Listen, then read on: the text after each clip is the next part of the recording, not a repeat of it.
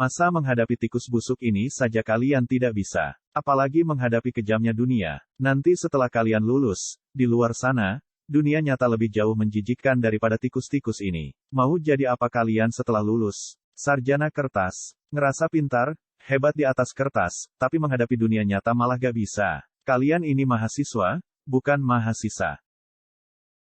Hai, selamat datang di channel saya, Vipit. Kali ini saya akan membahas novel, Kami Bukan Jongos Berdasi, karya J.S. Hairen. Novel ini merupakan novel lanjutan dari novel yang saya review sebelumnya, yaitu, Kami Bukan Sarjana Kertas. Sebelum kita lanjut, buat kalian yang ingin support channel ini agar terus berkarya, caranya gampang banget. Kalian cukup klik subscribe dan nyalakan lonceng notifikasinya. Dukungan kalian membantu banget, supaya kami dapat rutin posting dan sama-sama belajar di channel ini. Meski kali ini, buku yang saya review adalah buku fiksi, tetap ada pelajaran di dalamnya yang dapat kita petik ya teman-teman.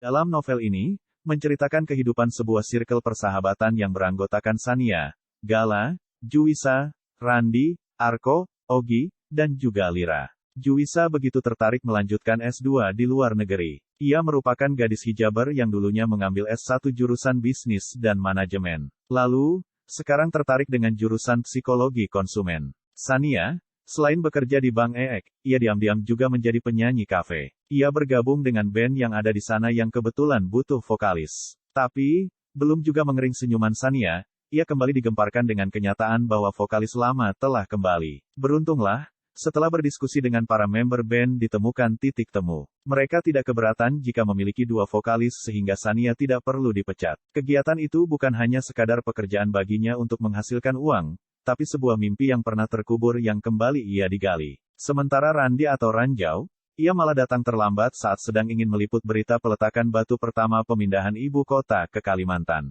Alhasil, ia ketinggalan pesawat. Dengan berat hati, ia mengorbankan uang tabungan yang sengaja ia persiapkan untuk pernikahannya yang entah dengan siapa, untuk membeli tiket yang lainnya demi mengejar karir sebagai presenter.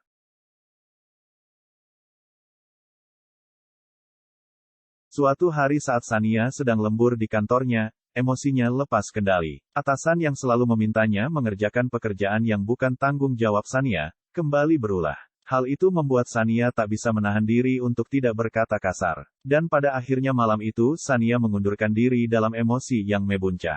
Sania masih bertahan beberapa hari di kantornya setelah kejadian itu, sebelum akhirnya ia benar-benar hengkang dari sana. Ia ingin mendapat pekerjaan baru dulu di tempat lain sebelum ia benar-benar resign dari Bank EEK. Beberapa hari kemudian, Sania telah mendapatkan pekerjaan baru di tempat lain. Begitupun Juwisa yang dulunya mereka memang melamar kerja barengan. Juwisa diterima di Kementerian Pertanian. Namun, kebahagiaan yang sempat mereka itu ternyata tak bertahan.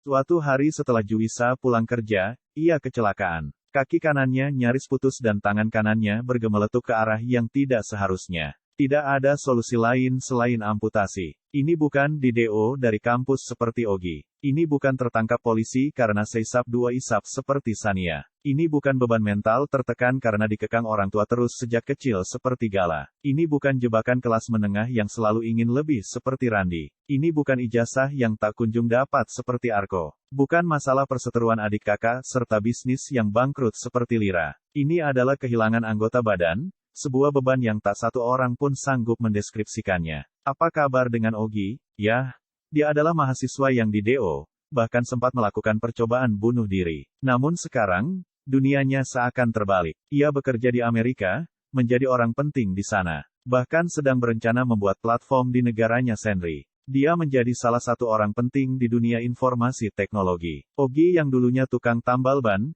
yang dulunya tak bisa apa-apa, yang public speakingnya nol besar, yang bahasa Inggrisnya yes, no, kini malah menjadi salah satu anak muda penting milik negeri ini. Bahkan mampu membiayai kehidupan ibu dan adiknya termasuk membelikannya sebuah rumah. Kehidupan Sania semakin membaik, ia bahkan telah mampu memberikan gajinya kepada orang tuanya. Semenjak ia bekerja di Kuijek sebagai bisnis intelligence, ia memiliki kehidupan yang lebih baik.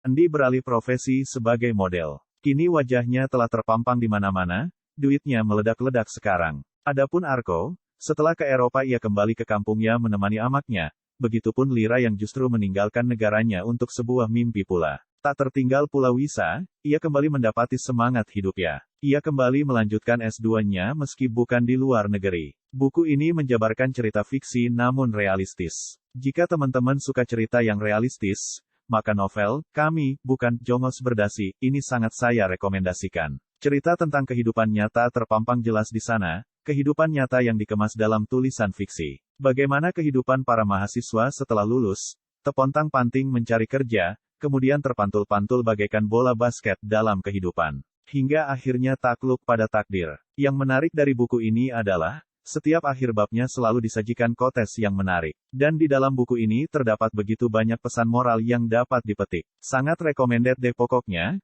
Cocok dipakai berkaca untuk mengetahui bagaimana kehidupan yang sebenarnya setelah lulus kuliah. Cukup sekian review kali ini, sampai jumpa pada konten selanjutnya, saya Vipit, mohon undur diri.